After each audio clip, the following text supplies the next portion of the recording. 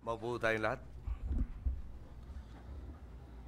Former President Fidel Valdez Ramos, Senate President Juan Ponce Enrile, Senator Greg Onasan, Secretary Voltaire T. Gasmin, Chief of Staff General Ricardo David, the Major Service Commanders, our Executive Secretary Jojo Choa, AFP DND officials, members of the EDSA People Power Commission, fellow workers in government, honored guests, ladies and gentlemen, magandang hapon po sa inyo lahat. Hingi ako ng konting pasensya po sa inyo ngayong araw. Meron po tayong talumpating hinanda, pero kung marapati po nyo, papapatay ko na lang po itong teleprompter para lang po nyo galing sa puso natin ang ating ibibigas itong araw ito. Unang-una po, pasalamatan ko po si President Ramos. Tinawag po tayong younger. Matagal-tagal na po tayo hindi natawag na younger. Salamat po. At meron pa rin nung kumikilala na bata-bata pa tayong konti. Balikan po natin yung lumipas na panahon sa mandali. Nung pinaslang po ang aking ama, 1983, ako po 23 years old, at doon po nung pabalik kami, ako'y nanumpa. Hindi sulit yung buhay ko, at buti na rin mawala na yung buhay ko kung walang magbabago po sa ating bansa. So doon pa lang ko, tumawid na tayo kay Julius Caesar, yung Rubicon, yung po ang pagtawid ko, sakay ng aeroplano pabalik ng Pilipinas. Kailangan magbago para magkaroon saysay po yung sakripisyo ng aking ama at libo-libo pa natin mga kapatid. At batid po natin, na ang tangan lang naman pong poder ng ating diktadurya ay ang panakot ng kawalan ng kalayaan or ang buhay mo'y kukunin. Kaya naman po kung tayo handa na ibuhos ang ating pong buhay para sa ating pong bayan, wala na pong tangan sa atin ang diktadurya. Kami po, sa mga kaanib namin noon, talagang isinabuhay rin namin yung kung tayo umabot ng 30 anyos, swerte na tayo. Ilang taon na lang po, aabot na po ako sa doble ng 30. Kaya naman sabi ko talaga, swerte yata tayo konti at naabutan natin yung panahon na yan. At swerte po talaga, na minalasakitan tayo at minamahal tayo ng buong may kapal. Ba't ko po nabanggit yan?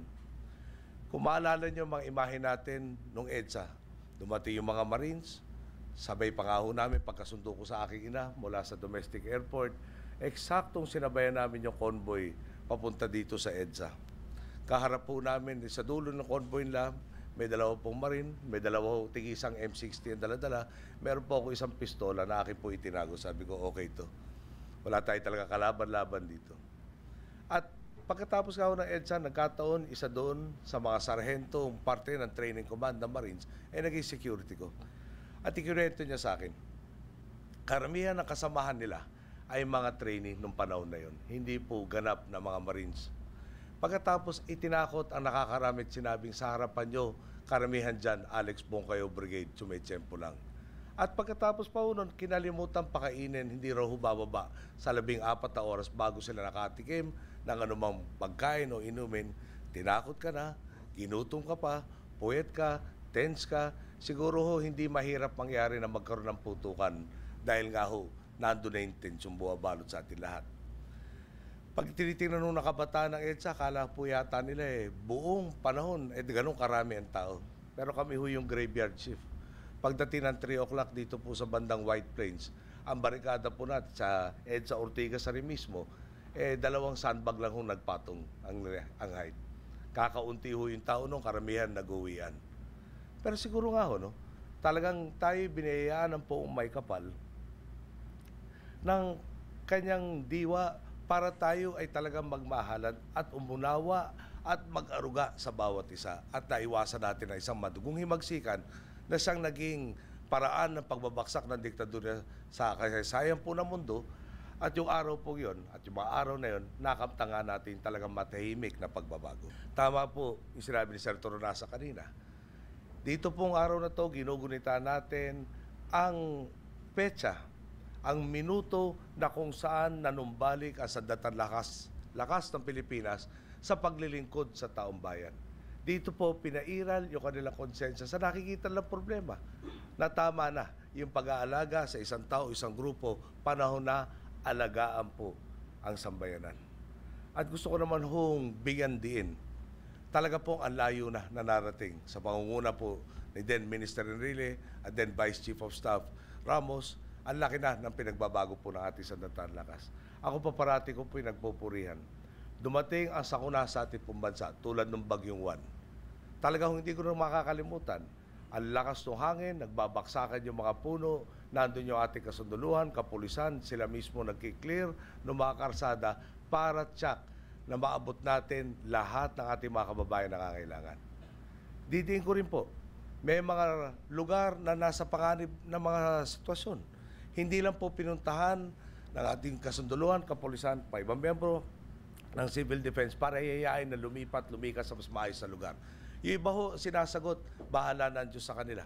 Binalikan pa ng ating kasunduluhan at kapulisan para lang ho masigurado at matyak na ligtas ang ating mamamayan. Talaga naman pong ano pa kailangan ng halimbawa o ehemplo na talagang nag-aaruga ang ating kasunduluhan, kapulisan sa ating pong mga mamamayan. At dahil doon nga po, gusto ko ibalita sa lahat, batid po natin na ang problema ng bumabalot sa lipunan ay bumabalot rin sa ating kasunduluhan, kapulisan. Isa ho sa mga problema ay ang pabahay. Ito po ipinangako ko noong unang-una kong talumpati dito sa Aguinaldo. At nandito na po ang detalye. Itong taon na pong to, hindi ho bababa sa 20,000 housing units ay pagkakalo po natin sa kasunduluhan at kapulisan. Ano po ang magiging skema? Magkakaroon po ng lupain na hindi bababa sa 30 square meters, 21 square meter house. Pero ang pinakamagandang parte po nito, imbis na nagre-renta sa kasalukuyan ng mula 2,000 hanggang 5,000 para sa kanilang pong mga tahanan na inupahan lang, ito po ay magiging pag-aari na nila sa pagbabayad sa unang 5 taon ng 200 piso kada buwan.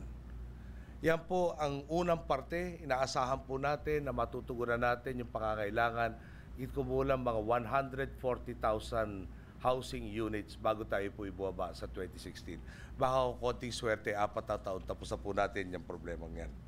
Sa ganun paraan rin po, yung kakarampot na sweldo nga akong tinatanggap ay mapupunta na sana sa pamilya dahil mababawasan yung kailangan itulak po sa kanilang tirahan. Ulitin ko lang po, sa 6 hanggang 8 buwan, matatapos po itong unang 20,000 units. Ito po ang unang bahagi pa lang ng pagtutugon natin sa problema ng pabahay sa ating pong kasunduluhan at kapulisan. Ngayon, bakit po natin ginagawa to?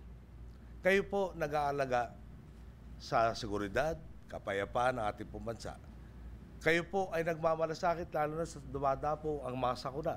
Siguro pong noong 25 years ago today, nanumbalik kayong nakiyakap, nakisanib sa taong bayan, panahon naman rin ng taong bayan naman ang yumakap at umalaga sa inyo. Kaya ito po ang una natin gagawin para, ay pangalawa na ho pala, para idadagdag na makabawas sa suliranin natin pong mga kasunduluhan at kapulisan. Darating po mga araw, no? Tuloy pa rin nating haharapin ang mga suliranin. Tuloy pa rin ho magkakaroon ng mga problema hindi naman po natin gawa. Nadadamay lang tayo sa nangyayari po sa buong mundo. Pero ako po ay sigurado sa isang bagay lamang. Tayo nga ho, sabi ni Senate President Enrile kanina, nagpakita ng halimbawa sa buong mundo kung ano ang kaya ng sambayan ng nagkakaisa. Sa mga problema nga harapin natin, kung tayo po, tulad sinabi ni President Ramos kanina, no?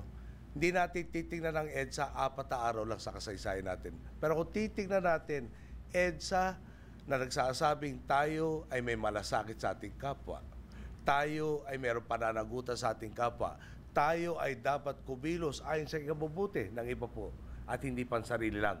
Ano ba hindi natin mararating?